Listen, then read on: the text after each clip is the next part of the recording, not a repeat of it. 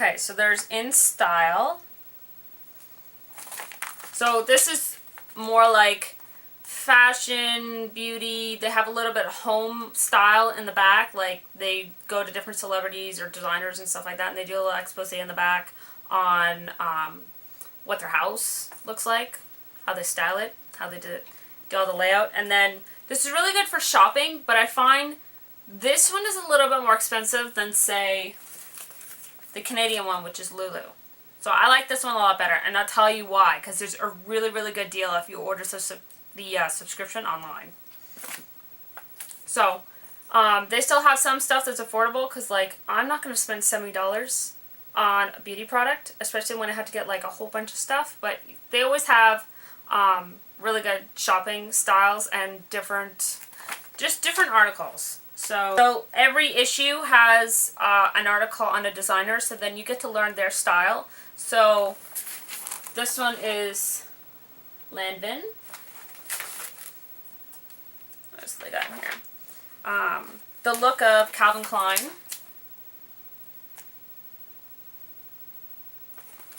If you've ever been to Shop Style, I love that site, because then I can go and I can just shop. Like, I'm not even buying anything. I'm just clicking what I like and I put in my favorites. And you get to, there's a whole bunch of people who make looks.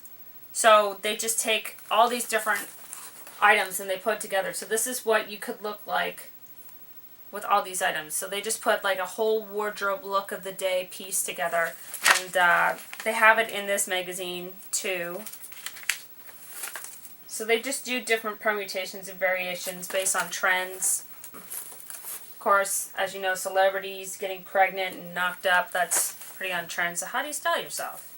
And to be quite honest, there's actually not a lot of stuff except for like pea in a pod and stuff like that. So then they get on to like beauty. I want to show you one of the home articles. Here we go. Look at this. Giorgio Armani's house. Isn't that freaking awesome? They do a whole expose on his style and stuff.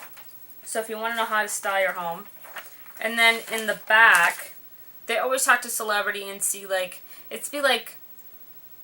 what are the essentials for this person? So we got Patrick Dempsey here, and this is a little look-see at his lifestyle and what is his must-haves.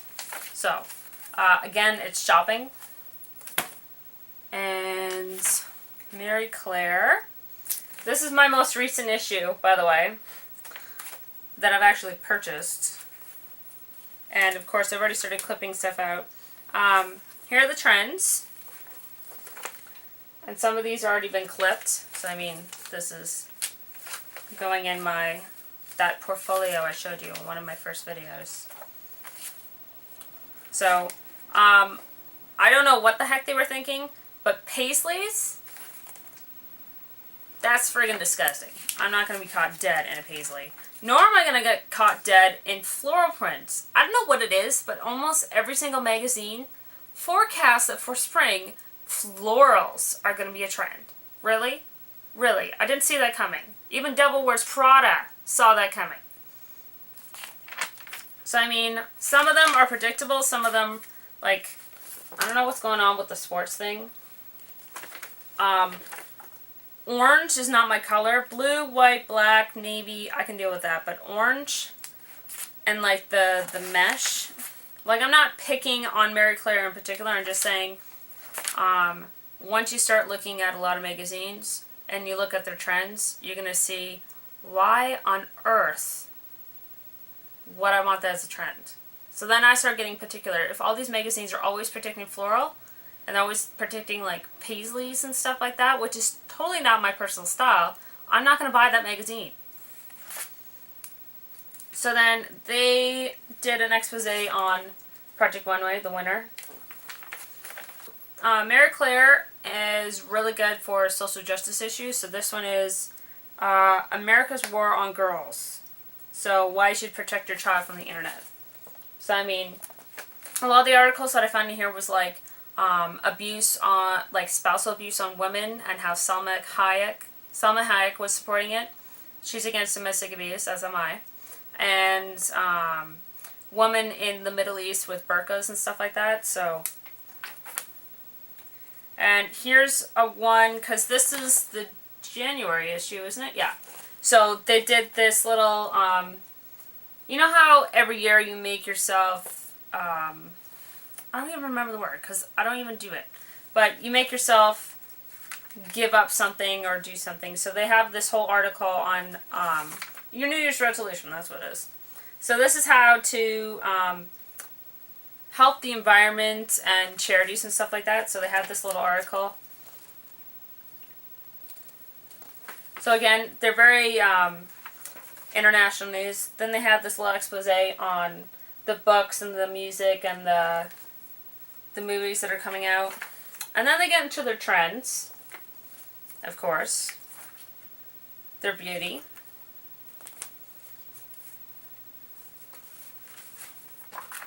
So, and then you get to see what's in their bag. So, of course, some of the magazines do have kind of similar articles. Now, my first choice when I'm going looking for magazines is Vogue. This is obviously an old issue. But, rule of thumb, the thicker the issue, like look at how thick that is.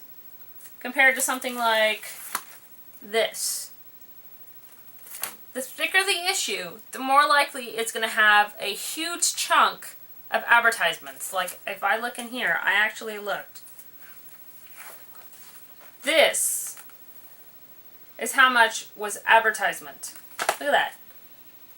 Right there. That's how much was advertisement alone until they finally got to their index page.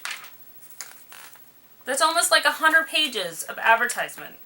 And not every advertisement is going to have inspirational fashion. Like, really. So, they say it's like a huge, what is this, 798 pages of brilliant fall fashion. And yet, how much of it is advertisement? So, make sure to take a peruse at your magazine before you purchase it. They have been around since 1892. And Anna Wintour is insane on, like, she is phenomenal. Like, Vogue is the most influential fashion magazine out there, and she has just, I don't even know how to describe it. She's just amazing how she's changed the world of fashion with this magazine.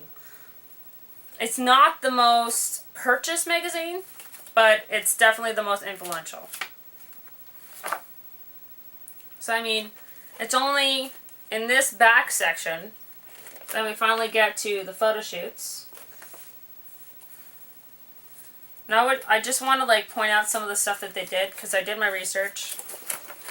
And they were the first magazine to create, what was it? It's to create awareness to Americans about Muslim women in burqas. I believe the article was like how they dress it up. It's not just, you know, plain black.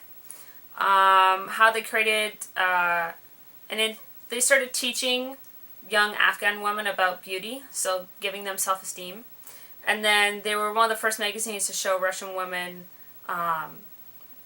fashion in a post-socialist society. So, I mean, they're right there on the edge of, like, just breaking boundaries. So, their entire magazine is just about the lifestyle. Now, if I flip back, I just want to show you some of the stuff that they have. Like, they're really good with, like, fashion photo shoots and stuff. And I find, like, look at this. Even just, like, their really intellectually stimulating articles, which I don't end up reading, have really, really, like, interesting, thought-provoking, like, front page picture covers. And then they always have this, like, their Uber item that they think everybody should have. Personally, that's $1,800 for Prada. So, I mean, unless you're super rich, none of the stuff that's usually in here is affordable. But it's definitely the most creative fashion, which is why I usually buy it. So, this is all the American magazines, and then I will get on to the Canadian ones.